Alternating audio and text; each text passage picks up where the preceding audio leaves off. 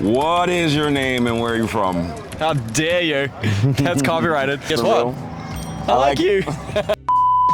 No, my name is Isaac Hinden Miller, but I go as Isaac Likes, and I am from New Zealand. How long have you been in New York now?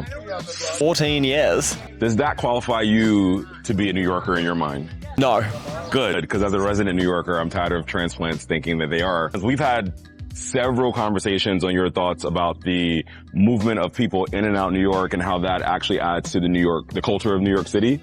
What do you say to New Yorkers who think that, or who just hate or have a disdain for transplants as it relates to gentrification? I mean, I completely understand it. Like, of course I understand. I'd be an idiot not to understand it.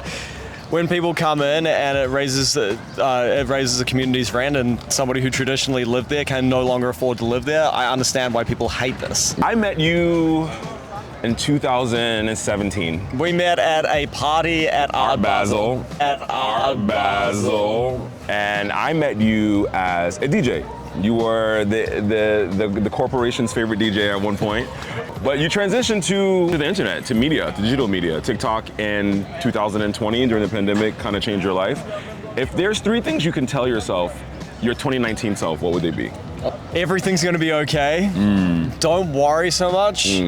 Try to enjoy yourself, because you're gonna look back, on these years where things were actually pretty good in your life and all you were doing was like, when's my next paycheck coming? Why is that guy over there booking more jobs than me? Like, why doesn't that girl like me? Or whatever it was. Like, I was just in this constant state of frenzied worry. And so like, even when good things were happening for me, I was never there to enjoy them.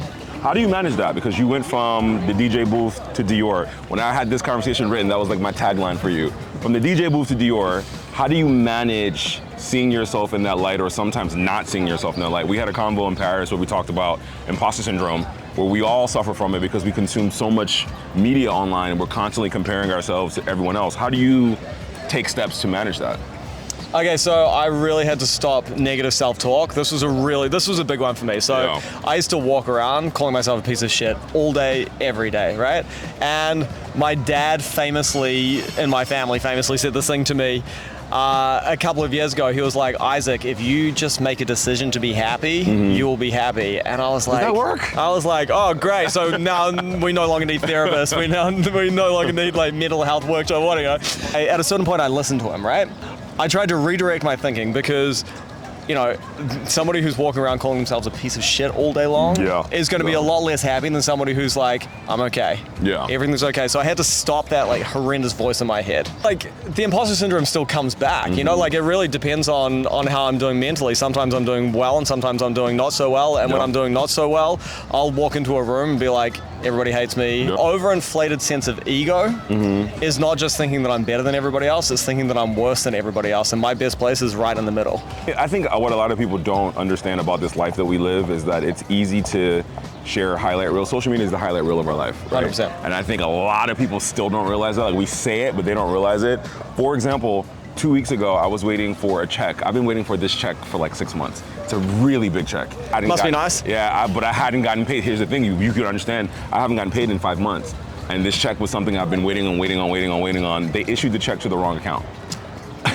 I literally was in my house crying. I cried. I was crying for a few days, and I was like, fuck, man. Like, if this was such and such person, it wouldn't have happened, because they have a better team and they care about them.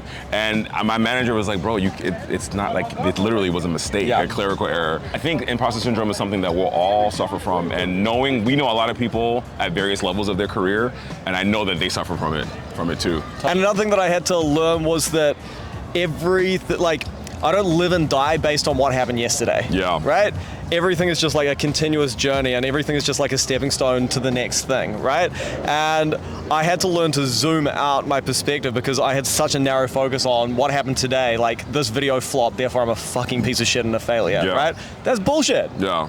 This check isn't gonna, maybe it'll change your life for a little while, but it's not gonna change your life in the long run. Exactly. What was your catalyst for the Best Of series you started? So in the summer of like 2022, I think it was, there was this trend where people were going around colleges and saying like, who's the cutest boy at this college, right? And it would be like, David's the cutest boy. And then they'd go up to David and be like, hey, Jessica said that you're the cutest boy at this college. What do you think about that? And I was like, this is brilliant. It was going so viral. And I was like, what do I know about? And I was like, well, I've worked in every nightclub in New York City, so I know about nightclubs. So I'm going to start asking people, what's the best nightclub in New York City? Oh my God, I remember. I actually hated that series for a bit. I was like, stop telling people where we're partying at. But we do not gatekeep on this channel. And I'm a big gatekeeper. Sorry, guys.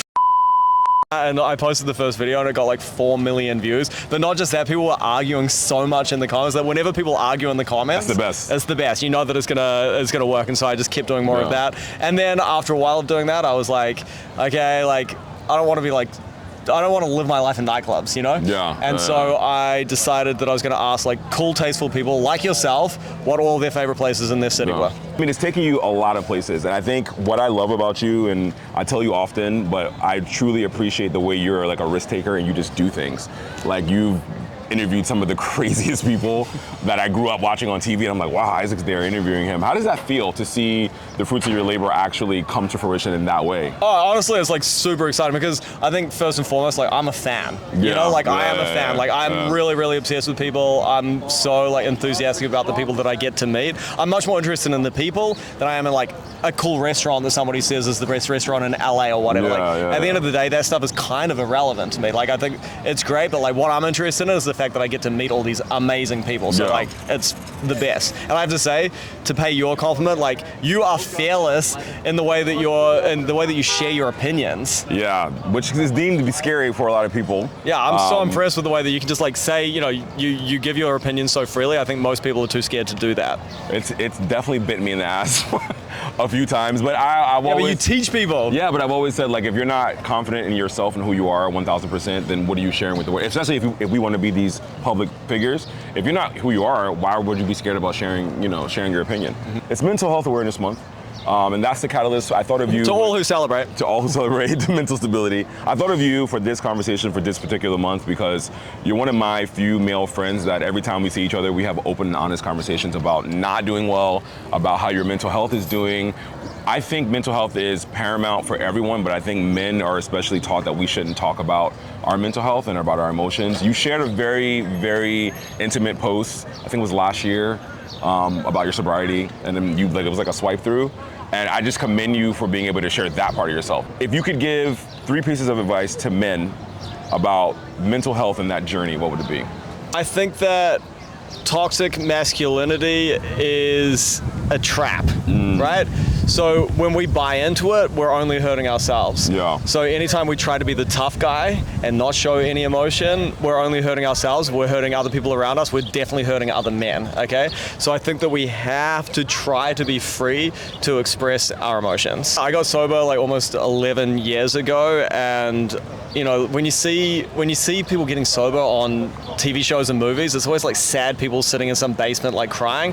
But like one thing that I've had to do is develop hobbies and find things that I enjoy, right? And so like I got to this point at the end of 2022 where my life had gotten very, very small. Like I was outwardly kind of successful, but I realized that the only thing that I enjoyed was calling my parents at the end of every week and telling them how much money I'd made. Right? It was like a really like low place to be. I hadn't cried in like 3 years, and I was like, okay, I can't keep living like this, so I have to try and like develop some hobbies. And I started doing ballroom dancing. I remember this. And I remember this. It really, really helped me a lot. It helped me to develop confidence. I think as an adult to like try to learn a new skill is a great thing, but more importantly, like I was having fun, right? And I was like, okay, I got to keep on doing this thing of having fun.